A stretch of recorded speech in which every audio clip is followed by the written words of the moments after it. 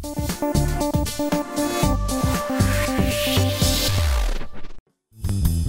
views and opinions expressed in this program are those of the participants and do not necessarily reflect the views of BronxNet or the program underwriters.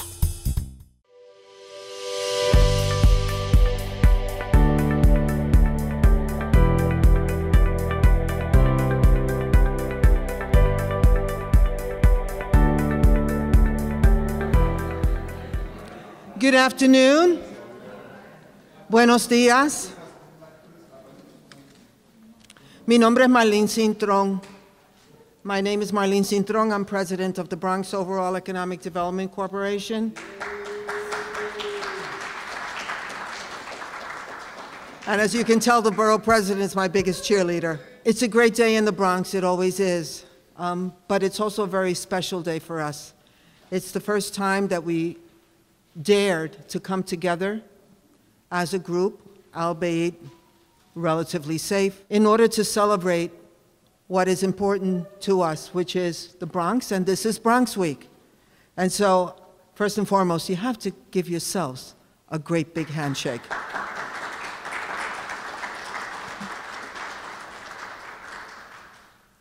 I had initially programmed this event, which normally comprises of 10 honorees, family and friends, and 100 businessmen and women at a larger venue. And then COVID happened. And so we had scheduled this to be just a Zoom this year. But as things started changing and numbers started improving, and because this is the borough president's last year, and because each and every one of you has a compelling story, it was important that we come together so that you could meet each other and so that we could celebrate together that we're still standing and we're still standing strong.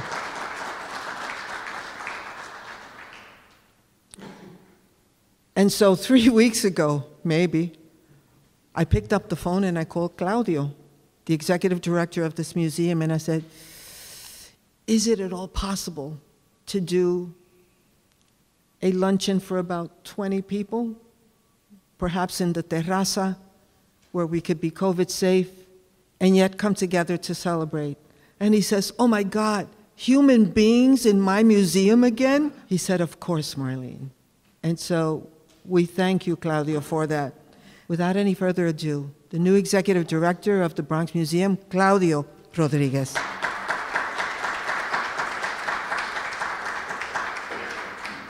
Thank you, Marlene. Thank you. Again, my name is Claudio Rodriguez, and I am the new executive director here at the Bronx Museum.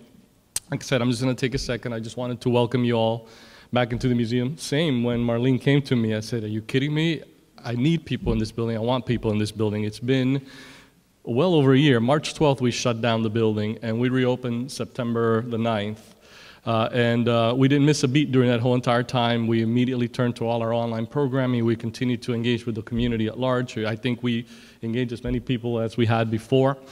We just got creative. My staff was incredible, tireless. My board, one of my trustees over here, Joyce, thank you. They were incredibly supportive during that period of time. And now we're back. And we've been slowly amping up, and now we're starting to restart all our programs. We just opened an exhibition 2 weeks ago. I encourage you to go see it if you have the time. I'm happy. Look for me. I'll give you a walk around. It's Feminist Futures, Born in Flames. It looks at the work of 14 artists of color, femme identified, who are looking at these possible futures. We have a whole slate of things coming up. We're also celebrating our 50th anniversary this year. So again, great accomplishment. You know, we're very happy where we have a lot of things coming up. I want to give you a little quick sort of insight. We're trying to plan a street party on the 23rd. Hopefully it'll happen. So we're organizing. As soon as we have some more details, I'll pass them along. I want to welcome back the community, engage with all of you again. And I welcome you back. We'll have some programs, some events, some dance performances, along with the exhibition, maybe some food as well. So look out for that in your mailbox. And finally, I just want to echo what you said. Please, support us, stay engaged, come visit us, bring your family, bring your friends, become a member, call me, visit, just be around, be here. We're doing some great things, and we are excited about the future. Thank you again. Welcome. Thank you. what I have found in the last year and couple of months, sitting at home, receiving a lot of phone calls, making a lot of phone calls, getting offers from businesses of things that they wanted to do for us for free, it made me realize that we truly are Bronx strong, that we really and truly have heart, that it doesn't matter how little we think we have or how much. We share it, and when we share, we are blessed. This is the greatest story that has not been told. And leading this amazing borough, just charging the forefront with a lot of commitment, a lot of love, a lot of risk. I mean, I would see him on Instagram, on Facebook, handing out food, water, hand sanitizers, and he wasn't qualified to get the vaccine as early as I did. So it was someone who understood that this was the mission that he didn't even know he was going to have when he was placed on this earth.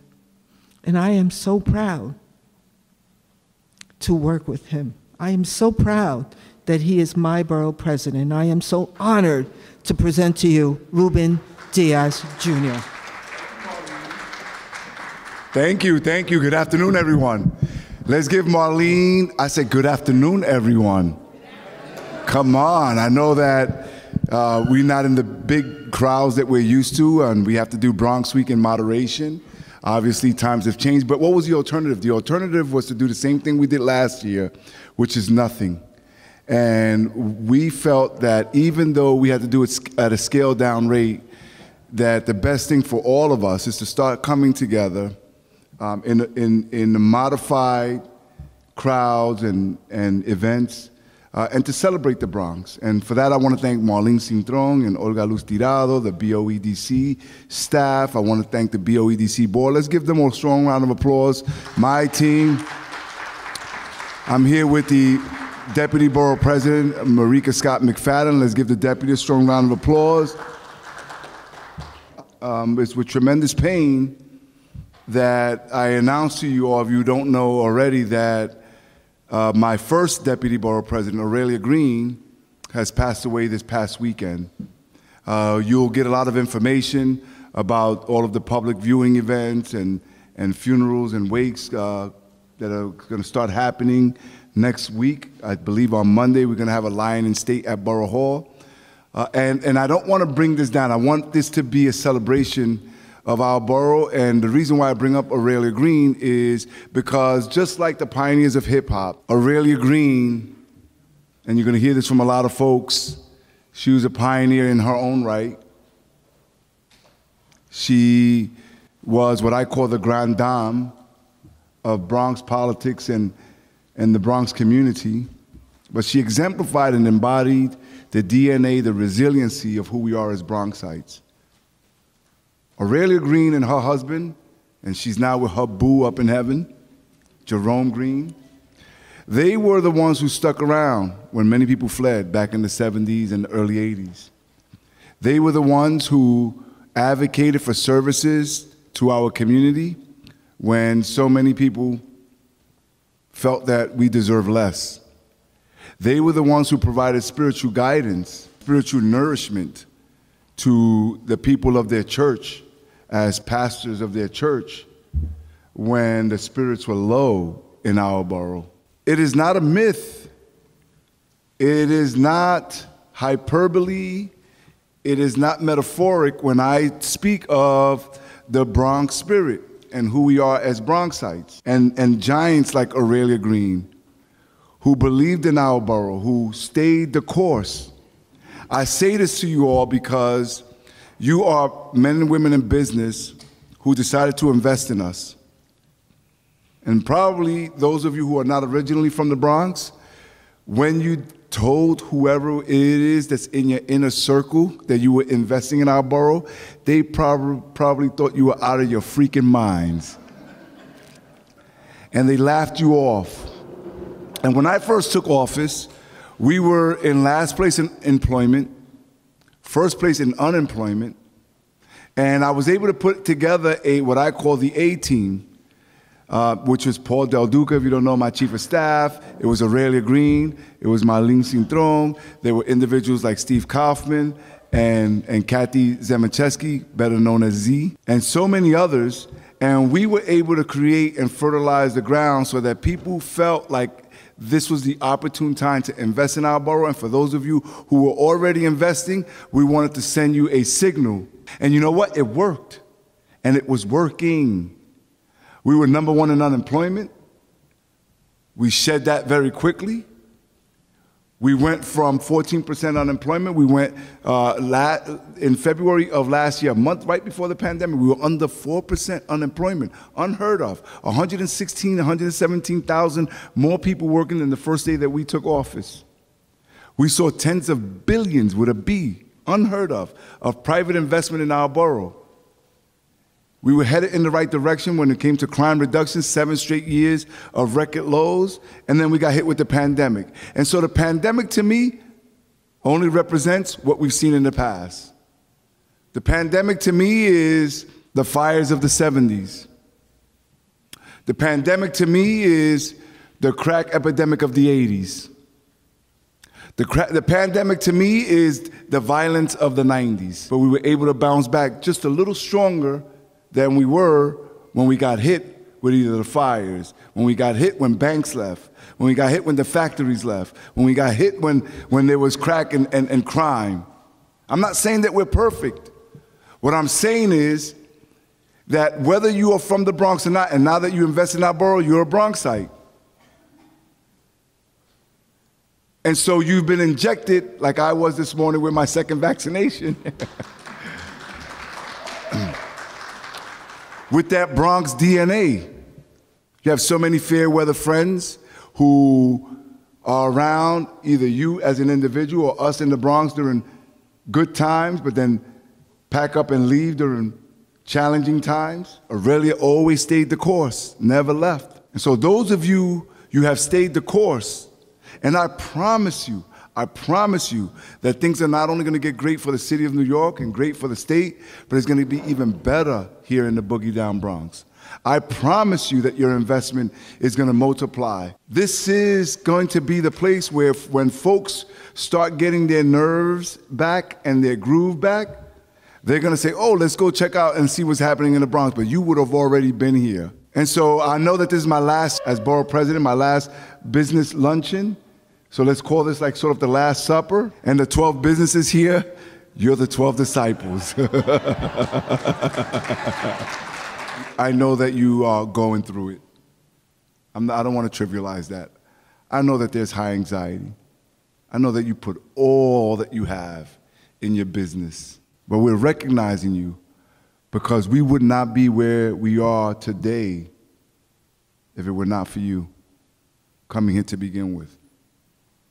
If we were not as strong as we were last year, February, I can't even fathom to imagine how even harder hit we would have been with the pandemic.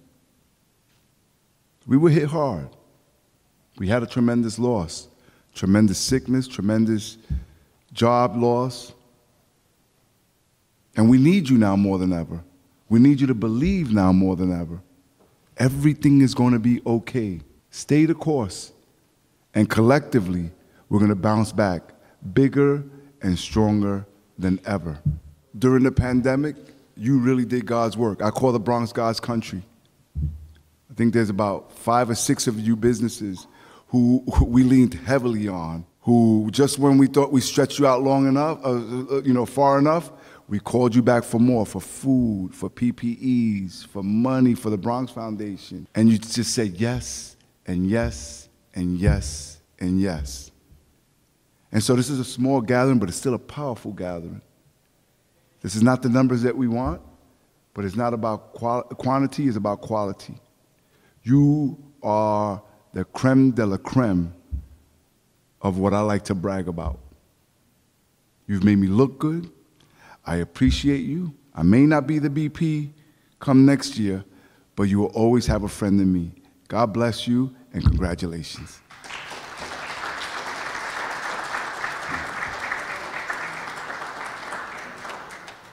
One of the most fabulous things for me as president of BOEDC is to actually go to the businesses and get to feel the heart of the individuals who are behind the businesses and see their commitment and see how they do business and see how they manage not just their business but their family life. Samuel Thiam and Lina Thiam, and I hope I didn't butcher your name, they have built in the last 2 years, think about that, in the last 2 years, they came to 138th Street and they built the most beautiful wine store with just, and every little crevice and every wine has a description. It tells you where country it came from, you know, the notes of the wine. I mean, it's just delicious. And then on Tuesdays and Thursdays, pre-COVID, they had tastings, wine tastings, in order to introduce this community to new wines. And rather recently, they did another exceptional thing. They became, I guess, co-owners of the first Harlem champagne from Champagne, France. Real champagne. This is not cava, this is not Prosecco, this is champagne. And it's here in the Bronx. And this couple invested, they probably did a lot of tasting together, and this family-owned business, they brought their family, I'm delighted, and you should bring them with you, have brought a new flavor, one that we deserve here in the Bronx. So if you haven't been there recently, on 138th Street, the address is here, do drop a lot of your money. It's worth it. They were closed less than a year after they opened. Samuel recovered from COVID, thank God. So, Samuel and Lina and family, please come.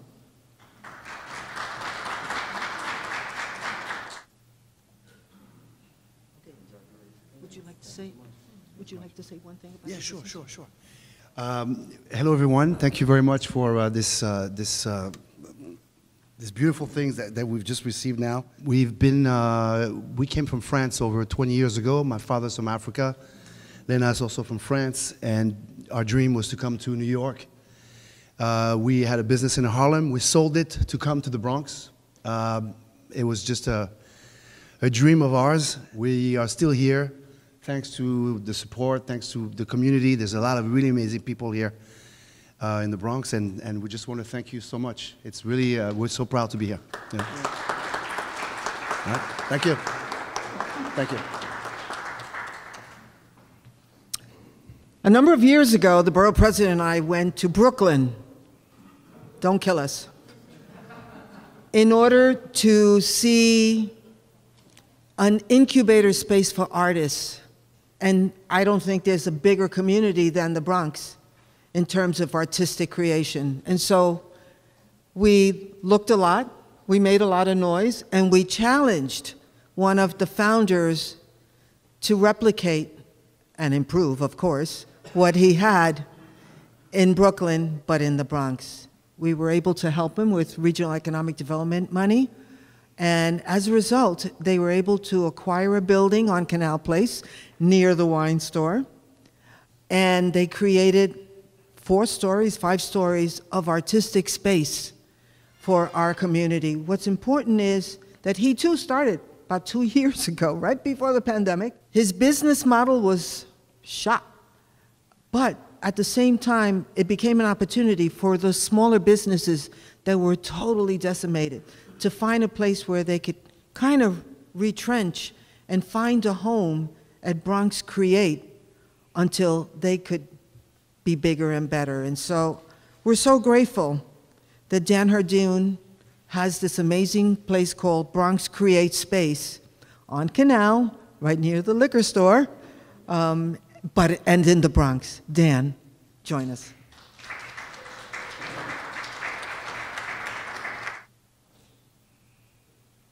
It really takes a village. The Bronx is definitely a great village. I want to thank Kathy. Thank you so much for everything. I want to thank Marlene and the BOEDC. You guys are incredible. You really made this happen. And the Borough President, thank you, sir. Thank you so much. And, you know, to the Bronx artists and creators and entrepreneurs, we're here for you. So, that's it.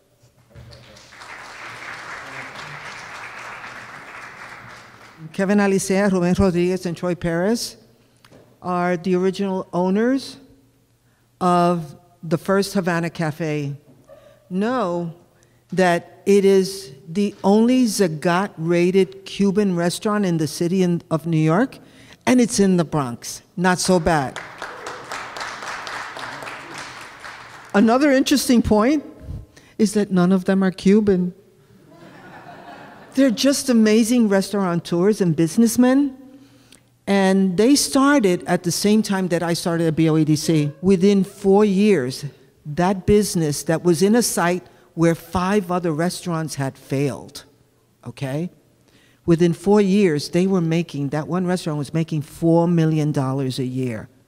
And so what they did was, they created 4 more restaurants. So there's a Havana Cafe on East Tremont, the original one. The second one is on Castle Hill. And then they opened up a small speakeasy somewhere. We won't talk about that one for now. They have a lot of cigars there. And then just rather recently, they opened up something called Barrio BX. And there's Kevin. Kevin, we're talking about you. And Barrio BX is Puerto Rican food. Go see that guy. And I went there and had too much food. They have piraguas with rum. Anybody who knows piraguas, it's shaved ice. Nice mix. But certainly what's most important is that these enterprising young men have created a restaurant brand, bar none.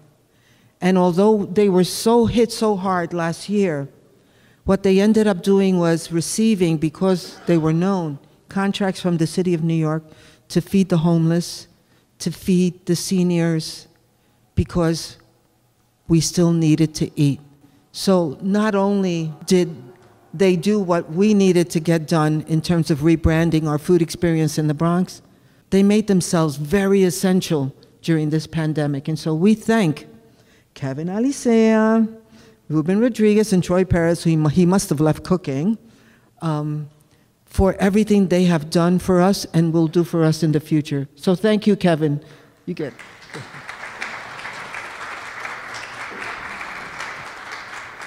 It's a great honor to be even in this room. I suspect Ruben is also looking for parking, so he should be here any second, but apologize for our lateness.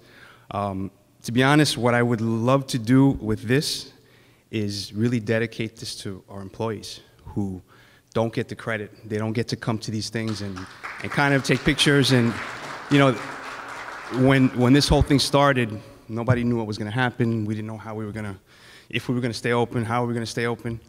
And I have to say, it's about 3% of our staff held us down through the entire thing.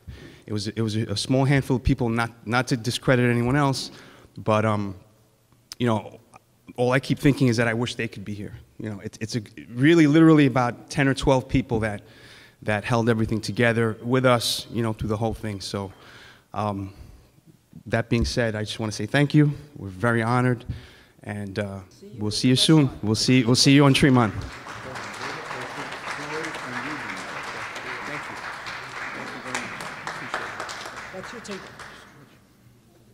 PH Custom Woodwork is someone that we're very proud of because he's creative. He is a visionary. He's young, so he's going to be with us for a long period of time. And we're so grateful for who he is. I call him with lots of needs and ideas, and he never says no.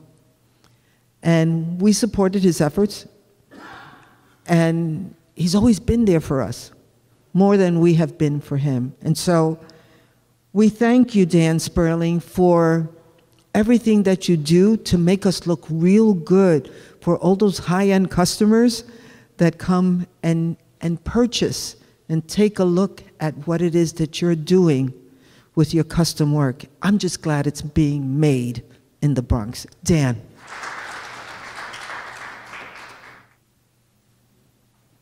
So I will immediately contest Marlene in saying that I helped more, because she and her team were single-handedly responsible for ensuring that they retained us in the Bronx. We had to move about a year and a half ago in January, right before the pandemic hit. We made contact, and they put in every single ounce of effort to ensure that we got all the resources we needed, the help we needed, the consultants we needed. They helped us with every single aspect of the relocation, and I contest you. You helped me more than I was able to help you. On the second part of it, when it's manufacturing in the Bronx, I find it very difficult economically to stay here. But once we decided that it makes sense to stay in the Bronx as opposed to go to Mount Vernon or more north or otherwise for manufacturing, it becomes a no-brainer with proximity, with revitalizing everything that's going on the waterfront, with all of the development, and with just all of the job retention. It's been a no-brainer to stay here, and I thank you for helping me stay here. So I owe it to you. We're going to start talking about our heroes. And this particular hero is online, on Zoom. So we're hoping that we're able to see him, because I need you to understand how amazing Food Bazaar has been. The company's name is Bogota. They started with a supermarket on 161st Street. They expanded to another supermarket on 163rd Street. They opened up the largest supermarket in the borough of the Bronx. At the beginning of the pandemic, I got a call from Food Bazaar, and they said, Marlene, we have $25,000 in cards for residents in the Bronx that need to eat. They will be food cards to be used in our stores. I gave them 4 names of 4 very large nonprofits in the Bronx that work with the homeless, that work with the families that are in need on a daily basis. And that's where they went. A couple of months later, another phone call. We have another $25,000, $50,000 so far. And this amazing supermarket also gave tons of food to the food pantries, to the food banks, because they knew that this was an issue here in the borough with the largest unemployment. And they have never, ever shared that with anyone else. I am blowing them up with this comment. And that's only what I know. I am sure that that $50,000 is just a drop in the bucket with respect to the commitment that they had with the community here in the Bronx, let alone the city of New York. This is the kind of business that we want to continue to flourish, because they're not just about the bottom line. They understand that we're in this thing together. And I am so grateful for Mr. An and for his team, because they get it, and that they know that good neighbors make good business. Their business is all about inclusivity. If you walk into their supermarkets, whether you're Mexican, Puerto Rican, Dominican, they have an aisle for you. It works. Oh my God. So we thank you from the bottom of our hearts. We wish you blessings, and we'd love to hear from you.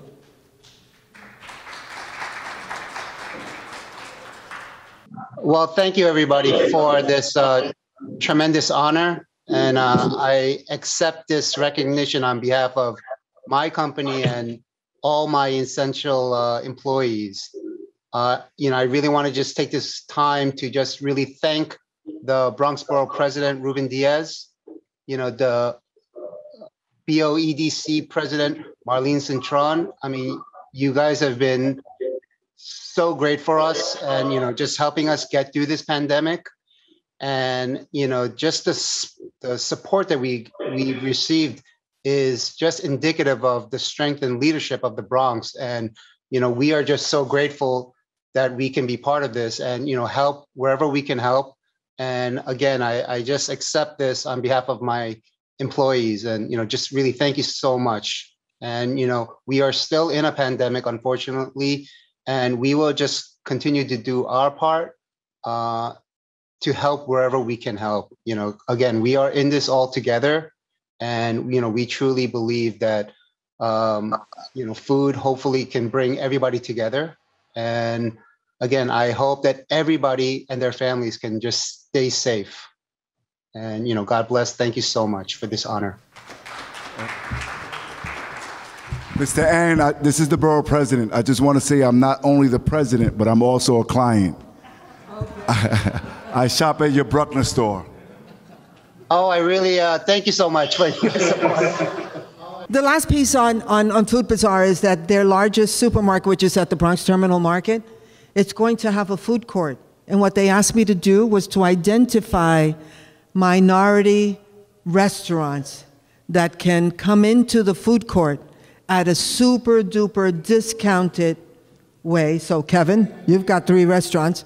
There is no food court in that area, just one large restaurant. So certainly in order to keep everybody shopping longer, we're going to have a boogie down food court at the Food Bazaar at the Bronx Terminal Market. If you guys know of any restaurant that should be nominated, we want it to be super inclusive, please get a hold of me. Our Bronx pandemic hero number 2, Dr. Ramon Talaj, the CEO of Somos Community Care. They have taken on the responsibility of ensuring that our community, our Latino and community of color, it has equal access to the vaccine and is provided with the support and the information that is needed. If you've heard of the 24-hour vaccination site at Yankee Stadium, that's Somos, in addition to all of the others that they have assumed responsibility for. We want to thank you, Dr. Talaj, you and your amazing fleet of angels, and we welcome you to take this opportunity to send a little bit more of that message of self-care. Thank you.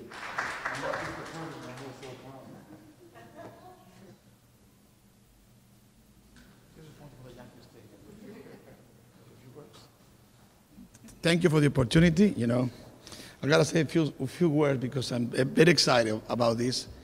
When we started this pandemic, you know, Somos, due to the fact that has saved so much money, we believe in value-based quality, value-based payment. We were able to act very fast. We gave around 500,000 meals in difficult time in the Bronx. So far, 500 testing, 500 meals. We gave 500,000 to the major funds when the riot happened, just and specific for the Bronx business. I don't know if you knew about that, but to take a look at that, because it's specific and only for the Bronx business recovery. And we are requesting, obviously, a list to be sure that our fellow get the money in the Bronx. We now, you know, a lot of physicians in this area that we have, the doctors. At the beginning of the pandemic, we gave an stipend to all employees from our saving because we knew it was going to be difficult. Besides that, March 20, 2020, when they told me not to open the place in Lehman College, I went and opened. And because the governor said we open together, I said, no, if I don't open alone, they will never come to us. And we opened it alone, and obviously they came, we closed, and we opened again on Monday to do testing for that community. And then we opened again the walking sides, because people don't have a car. But not only we did that, we just took our company who was in downtown Manhattan in the middle of the pandemic and moved to the Bronx. It was 200 employees, now we have 400 employees. Half of those employees are from the Bronx. I mean, that's better than that we can do. And now we are in Hunt Points, in the Yankee Stadium, and Lehman College, doing testing, vaccinations. Just want to leave you one message. We all here, since you call everybody a hero, need to try to do the work to get the people to get the vaccine. And every moment that you have in your life is important. We're so close to be back to kind of new normal. But we are the ones responsible to do that. And we're trying every single way. And this is the kind of thing that I always try to tell the people who are in power, why the system cannot continue that way. Somebody has to look out of the box. and start seeing that healthcare, when we say it's a need, it's a thing for everybody. Thank you in the name of them for this award, and we'll be sure that we put it there with one grand honor. One thing for me that happened today, very difficult to not to say, is that he's the president of the Banco de Ponce. He don't say no. But what I had today, me as a doctor here, is because they gave me the first loan when every single bank from St. Louis denied to me. They did.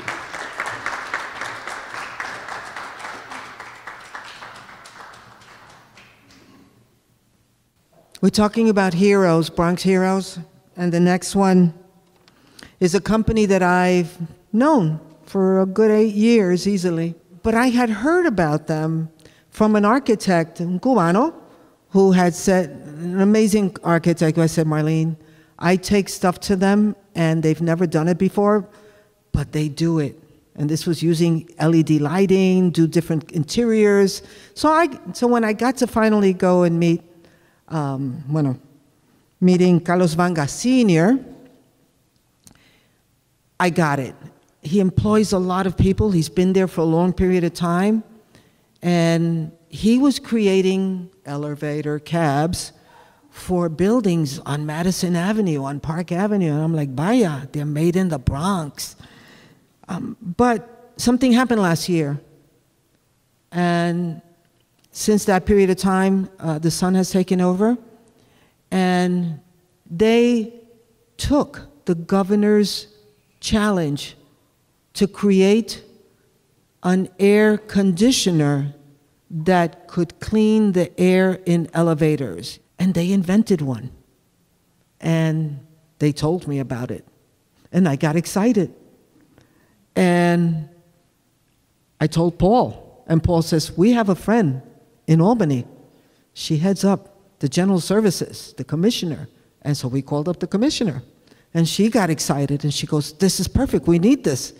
And the fastest approval in history to be able to make it available to all of the developers and anyone and everyone within the confines of New York State who needed to clean the air in their elevators so that these tall buildings, these high-risers, could reopen, so that the buildings in our schools, the elevators in our schools could reopen, so that the elevators in our housing projects could reopen and our people would get less sick. It is amazing what is made in the Bronx. And so for this reason, I would love to ask Carlos Vanga Jr.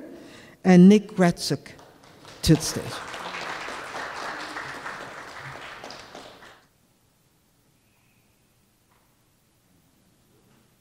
As Marlene said, we were in the pandemic like everybody else, scared, crazy, going different, what we're going to do next. And we were approached, we've been in the elevator business for years, and all the elevator consultants and people out there came across and said, guys, what can we do? And all of a sudden, Nick, like a lot of other things happens, comes up with something in his garage, okay, and brings it in. And hence, honestly, it was the development of Stereolift. And it has grown tremendously. We are now not only being installed, as Marlene said, being approved by the government as well, but all over the United States as well, now being out there, and we're starting to go international as well. But on that note, I'd like to bring Nick, who actually, as I said, the big inventor of this, went over. Thank you. Thank you, Carlos, as always. Marlene, can't thank you enough. Mr. Diaz, thank you. I heard a few words tonight. They keep reoccurring about when we talk about the Bronx, the city, this country, this world. A few of them stand out. Belief. We live on belief. We live on belief that we're going to succeed, our family's going to be okay, our schools are safe, our cities are safe, our elevators are safe, any room is safe. And kind of took it upon myself to look at it and say, why can't it be? Why do we have to suffer from pandemics? Why do we have to suffer from the flu? Anything that's airborne. And started looking into specifically elevators, which is our strong point. Carlos and I, 30 years each in the industry, and branched into Stereolift. And now, actually, we just told Marlene tonight, we just announced that we've started a new line of products called Sterile Room, which can condition anything, including, I should have brought one here tonight. So all of us together, the Bronx, strong. I would love to one day come to everybody here, and definitely to Marlene, because I know she wants it, and to turn around and say some tiny little elevator company in the Bronx, New York, is saving the world. That's what we believe.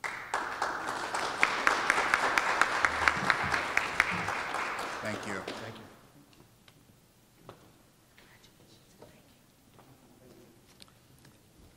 Okay. We have a lot of successful Latino businesses. We have a lot of successful Bronx businesses. And sometimes we think, as Latinos and minorities, that we should go elsewhere to do business because we're so successful. And I'm going to use one of my Bronx businesses as an example. And that was a construction company owned by a Puerto Rican woman and a Dominican man. And they had their accounts with a very large bank. And then COVID happened. And then the very large bank was not returning their calls when they needed help, when the federal government was offering PPP. This one business, and he has 3, this one business was running $11 million through his checking account. Not so small, but nobody was picking up the phone. And so he calls me. The bank is not calling me back, and I need to apply for PPP. I've got employees, I've got mortgages on the business. I need help. So what did I do? I called this amazingly brilliant woman who left me for Ponce Bank. I'll never forgive you, Carlos. Yes, I will. It was the right thing to do for both. And she said, I'll help them out, but they need to give me their accounts. And I said, you know, I used to be a banker. I worked at Citibank. And I said, you know what? You deserve their accounts. They deserve to move because now they know that they're not being respected. She not only did that business, she did many more. Another one was from Capital Bank. Another one was Chase. So I won't mention. I mean, big banks, big businesses. For us, they were big. For those businessmen, they thought they were big too, except that they weren't being respected. And when I told this guy, she'll do it for you, but you got to move your accounts. He says, you know, 10 years ago, my Puerto Rican accountant had told me that I should take my business to Ponce Bank. And he's dead now, but I guess I better do it before he haunts me some more. And so I will tell you that what started that day was 5,000 applications that have gone through Ponce Bank to the tune of $250 million that this bank has been able to provide our business community. And so we are so grateful because when we talk about economic development, it's not just what you all are doing in terms of producing, but it's also financial institutions who are being responsive to Dr. Talaj's needs, to my construction company's needs, to our community's needs.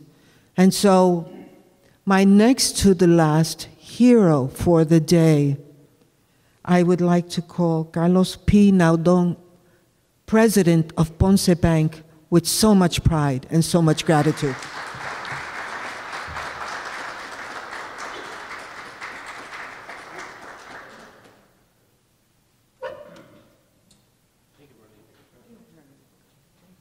Thank you. You know that loan that you're talking about, it predates my tenure as president of the bank, but it's certainly emblematic of what we're trying to do.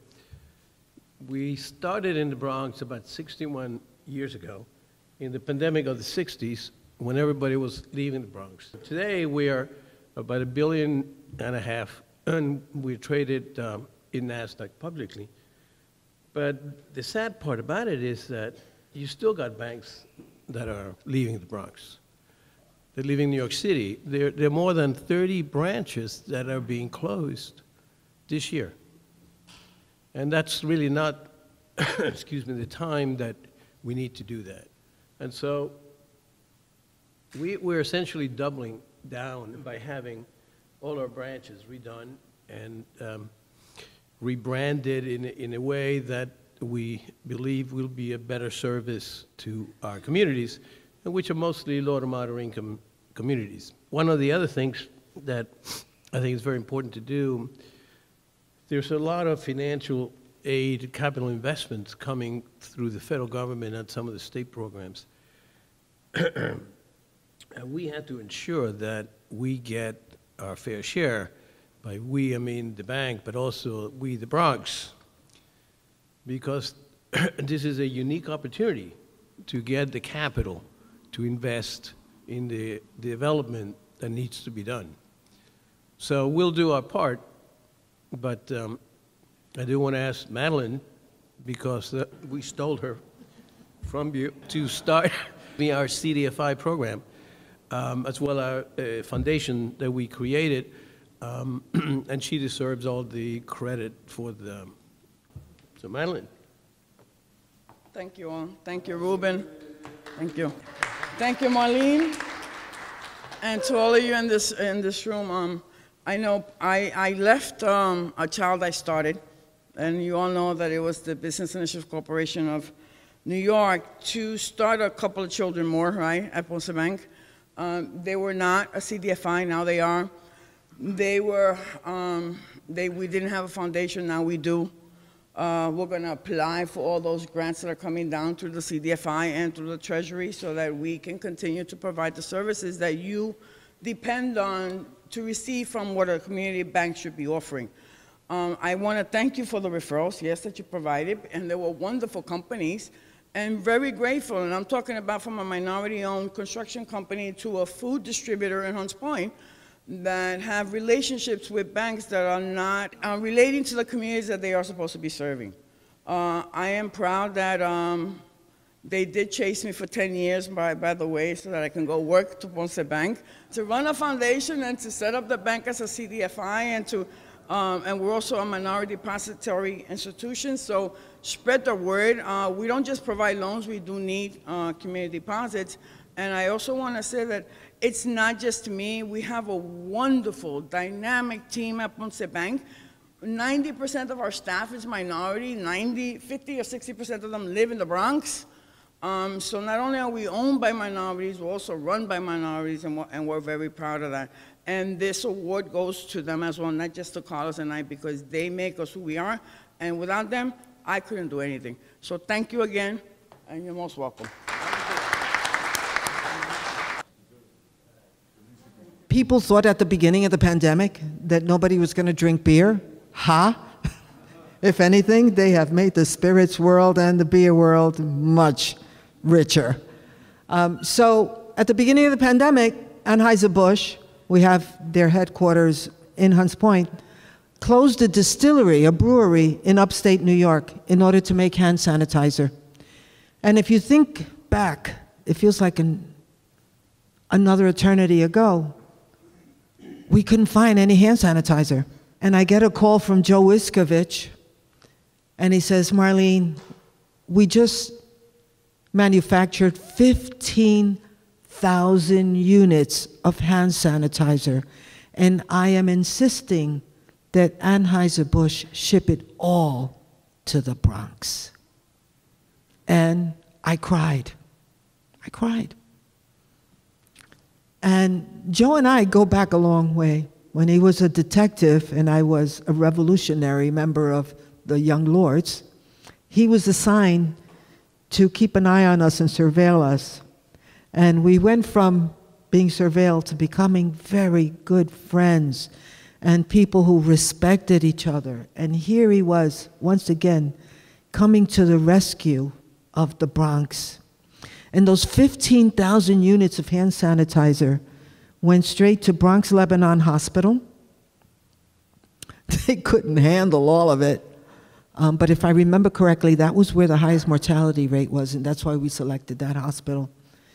And from there, we were able to then, through Borough President Diaz, take a chunk of it and begin to distribute it to the nursing homes who were lacking in everything, to our projects who were hurting bad and being infected.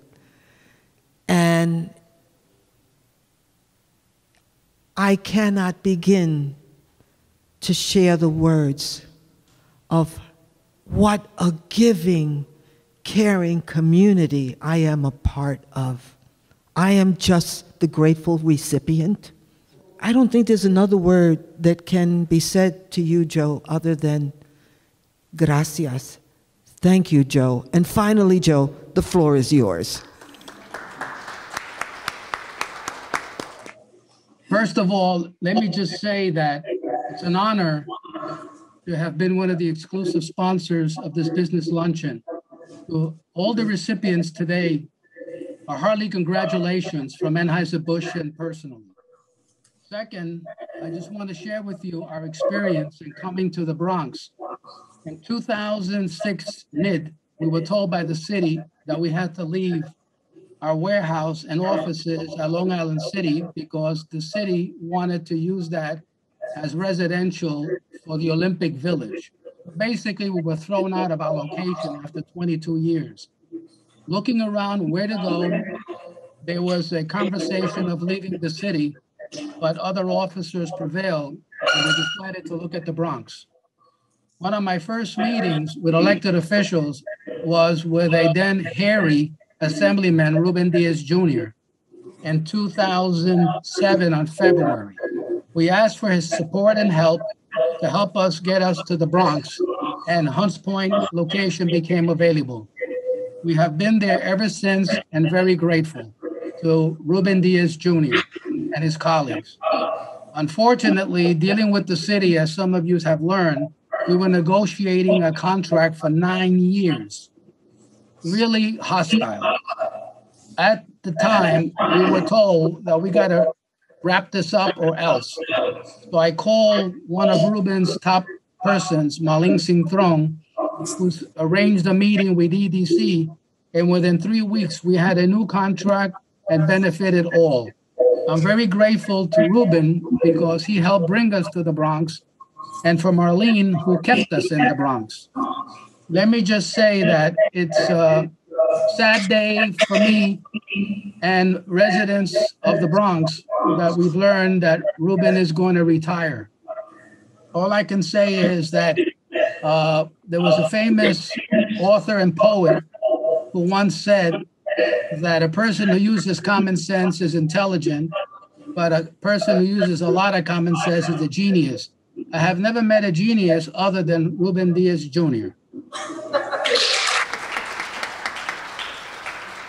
And also, let me say, Ruben, one of your legacies has been the last census indicated that more people moved to the Bronx from other boroughs than any other borough got increase in population. Second, you brought the world's largest brewer to Hunts Point. And at the same time, let me say that almost 87% of all beer drunk in New York City is shipped from the Bronx with our colleagues.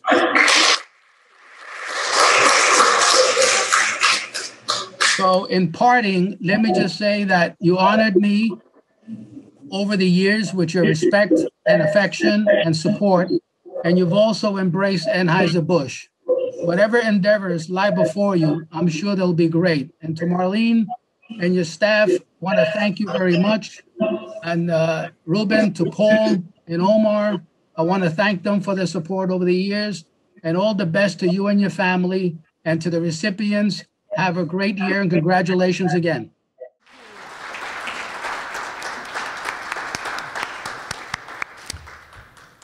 That was next to the last. In the last year, a lot of people discovered man's best friend. What are we talking about? Dogs. This wonderful couple who are partners in life as well as partners in business decided to create a business called Bronx Barks, B-A-R-X. And you may see their trucks around. They're really cute. where they pick up dogs. They do doggy daycare, and they take care of our dogs. And to me, when you take care of a pet, it really is endemic of what it is that your heart is for our community. And so you're the last ones on our list, but certainly first ones in my heart. I am the grandmother of a pit bull. I didn't care for them, but certainly that dog really got my heart. So bless you both. And with us is Stephen A. Toledo and Renzo V. Pereda, who are here with their moms.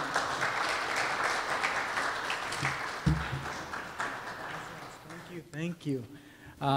It's such an honor today to share space with such wonderful, tremendo entrepreneurs, visionaries, inventors, and social change agents. This morning, when I was thinking about this honor today, the song or the lyrics came to my mind, La vida te da sorpresas, sorpresas te da la vida. Life gives you surprises.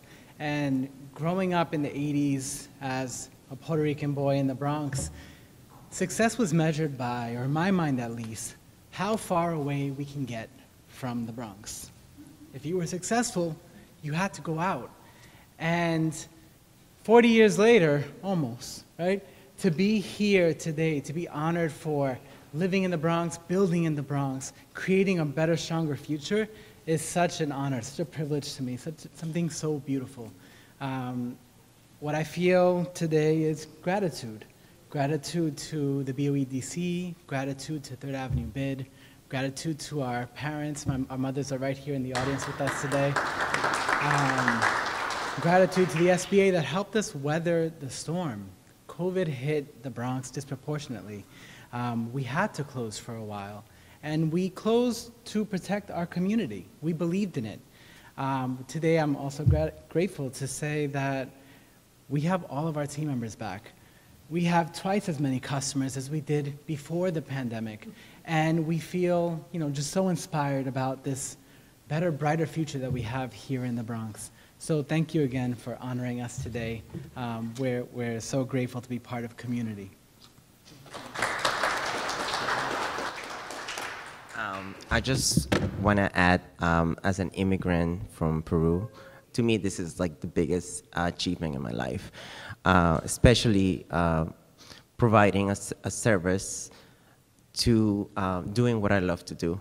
I'm new to the Bronx, I moved to the Bronx 4 years ago, but I cannot thank enough to this borough for giving me that opportunity to do what I love the most, which is working with dogs. So thank you.